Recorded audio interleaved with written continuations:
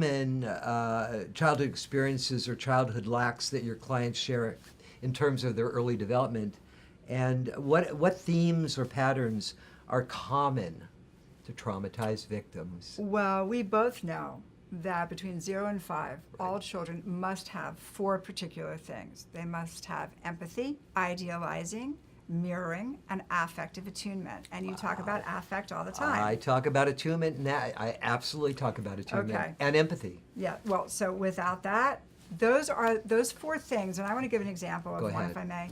So those 4 things, if they are not present, if they are not happening consistently, and that's my buzzword, if it is not consistent, if it is not regular, if it cannot be counted on, then we have a client who these are the common things that are shared across the board, no matter what. So obviously, empathy is feeling into the experience of the child and being sensitive to it, validating it when the child is expressing sadness, when the child is expressing fear, supporting, validating that is an authentic experience of the child. Right. And then stepping in to help the child manage what is an authentic experience of itself. Right. Let's say if we talk about mirroring, and this is very important to me, I talk about mirroring a lot. All of us as children need to be seen in our truth. What I have found so often happens is that parents, in their own unhealed wounds, are unable to do that. We were talking before we started the show Right. about the parental projection onto children, about how parents see children through their own lens of what they need that child to be or through their own unhealed wounds.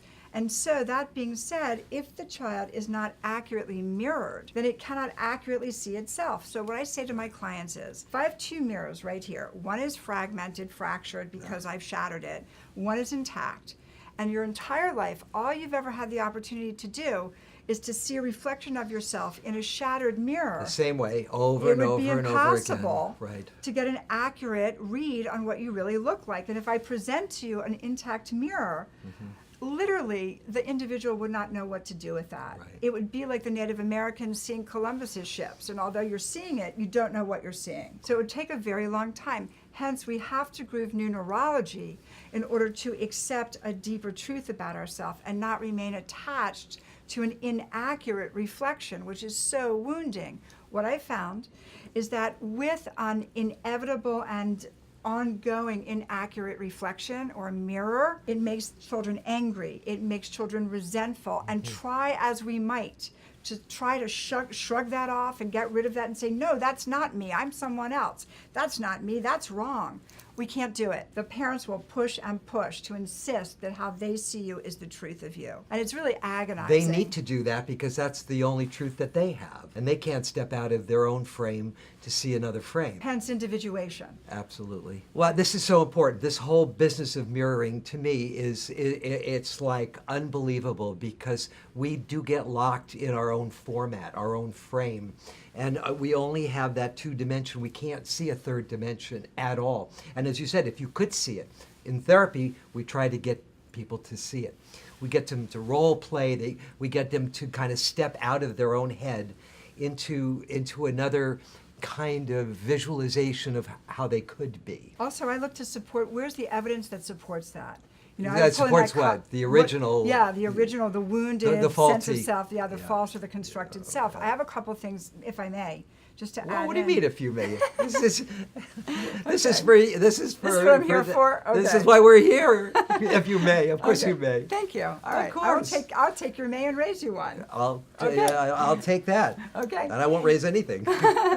So I had said 4 things: Yeah. affective attunement, Sure. mirroring, idealizing, and empathy. So we talked about empathy, and we talked just now about mirroring. Right. So idealizing is really letting the child know that they truly are the center of the universe, the most brilliant, the most wonderful, the most creative, the most delightful. And I have this thing that I always say: if a child is not delighted in, they cannot learn to delight in themselves. That's right. Huge tragedy and huge, huge trauma. So I have a story, which is we've all been on the playground either with our own children or walking our dog, and we've seen that kid that falls down from the jungle gym, scrapes its knee. It's really nothing. It's no big deal. But it's a 4-year-old and runs to mommy, mommy, mommy. And mommy says, oh, come here, baby. I'm going to kiss it. I'm going to make it better. Do you want a Right. Superman Band-Aid? This is empathy. This is mirroring. This is affective attunement. This is Absolutely. idealizing. It is. It's right there. Wow. And 2, 3, 4 minutes of that with mommy, that child is good to go. It is resourced. It feels itself. And it is authentic to its own experience. Right. I fell. I got hurt. Mommy validates my hurt. She validates me, validates my adventure on the jungle gym. I'm good. I'm right. All is correct with me and the world. And I'm okay. Yes, Because same. mommy tells me I'm okay and I feel safe. Now I truly feel safe because I'm protected. Yes, resourcing and safety is everything. Connection, the good object, we'll talk about that. So at any rate, that being said, we've seen that same situation and we've seen that same child, different mom. Mommy, mommy. And the mommy says, oh, please, don't make such a big deal out of that. You're just a big baby. You're bothering me. You embarrass me. Go back out there and play. And in that moment, we have a traumatic event that sort of constellizes, there must be something wrong with me. I did not get my need met. I'm not right. Because mommy, and it's always the monolithic mommy, It's the giver always of life, the giver of it's love. always the universal mommy, right? Mhm.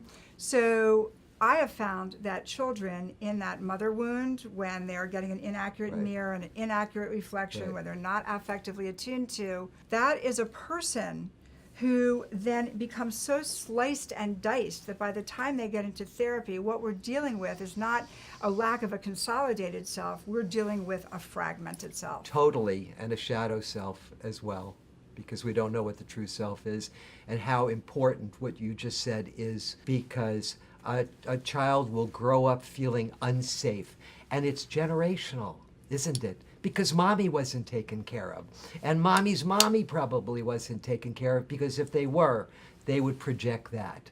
They would be able to empathically project that onto their own child, that sense of, I will take care of you, I will protect you. You are safe with me, which means you are safe by yourself.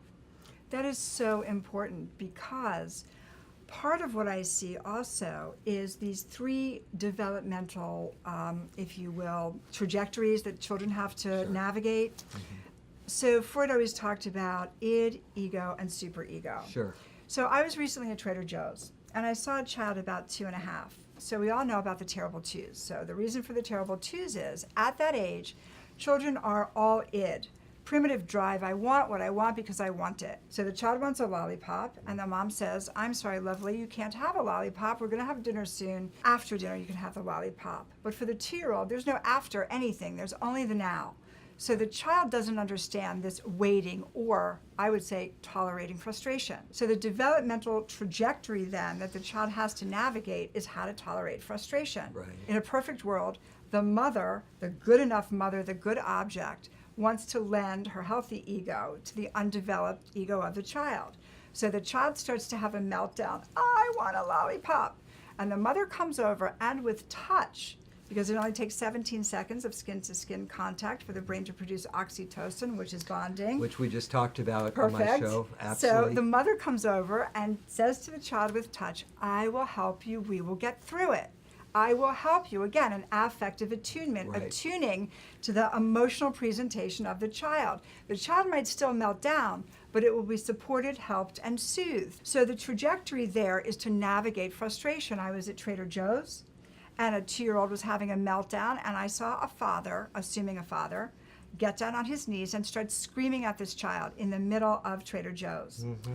Me being me, and my first husband told me once, he said, you know, if you keep doing what you're doing, somebody's going to punch you in the face. It's a risk I'm willing to take, because I went over and I told this man that he was abusing his child. It was a public place, and if I saw it continue, I would call the police. I have to. I can't not. Well, It's you're a just how I'm mandated wi- reporter. It's just how I'm wired. Well, you're also a mandated reporter. Well, that's If true. It's abuse, Nobody it's was. abuse. I thought it was abuse. So we have the navigation through the development of id, frustration tolerance, Right. and then we have ego. That's Right. separate. I am. Mhm. I am me, and I am not you. And so, in that place where ego is supposed to develop, we're supposed to idealize our child, and that's about 3.5, and we are supposed to say, you are the king of the world. You are fantastic. You are the best. That is the I am and I matter. And then when we're about 4.5, we're looking at navigating through super ego. How do I get along in the world? How do I play with my friends? Where a 2-year-old's going to bite a child who Right. grabs its Right. toy, Right. a 4-year-old will not. That's because they're learning judgment, and the superego is also about the policeman of the psyche that says this is not good, this is okay. We learn those behaviors. We do, and we're supposed to learn them appropriately and supportively with If we loving can, kindness. if we have good bonding and good parental supervision Attachment. and good, well, good attachment. So Absolutely. that kind of brings us into attachment.